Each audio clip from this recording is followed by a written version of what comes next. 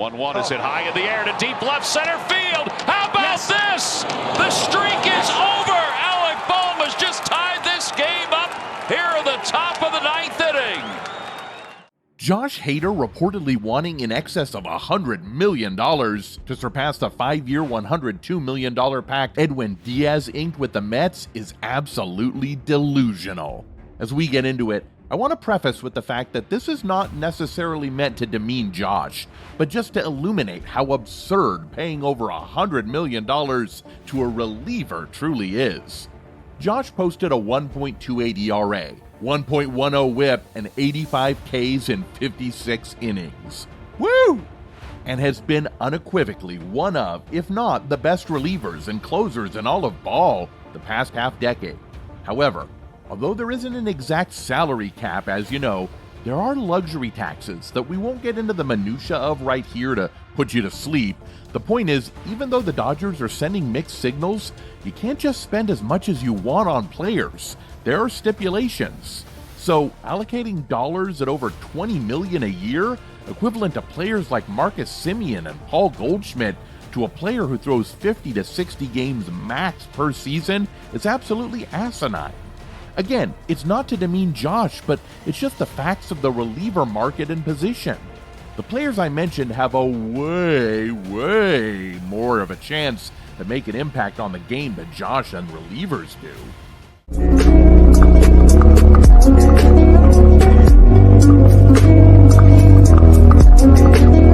Now, just listen, man.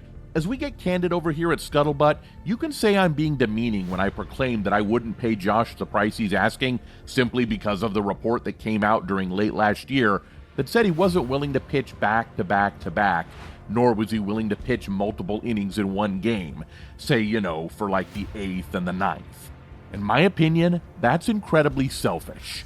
Mind you, they had World Series aspirations with their loaded squad and were not eliminated until the very last week of the season, so ostensibly every game was meaningful, and having one of the more dominant closers in recent memory available more often is what I would call, ideal, optimal, advantageous, whatever adjective you want to interject there.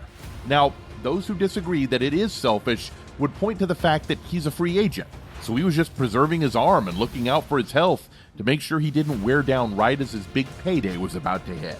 To that, I would say two things.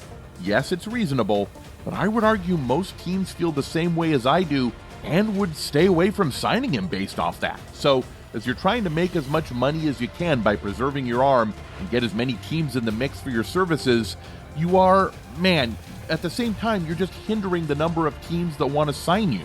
So in a roundabout way, you're not accomplishing what you want.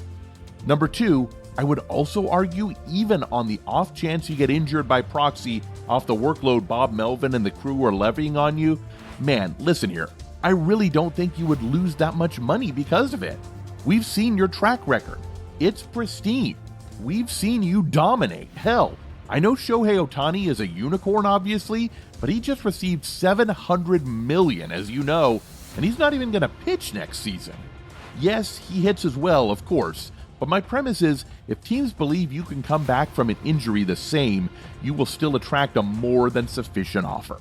So in my opinion, his unwillingness to take the ball under certain situations was a no-go, in which I believe it scared teams away from him, which makes his $100 million asking price even more asinine.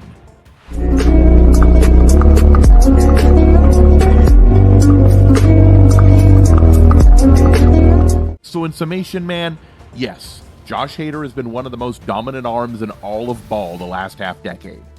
But $100 million is completely unreasonable, given his position in the game as it pertains to being a reliever, as well as his seemingly selfish nature. What do y'all think? Do you think Josh should get top dollar this offseason? Peace! The Yankees were battered and bruised last season for the first time in a decade, as they flickered around 500 all season.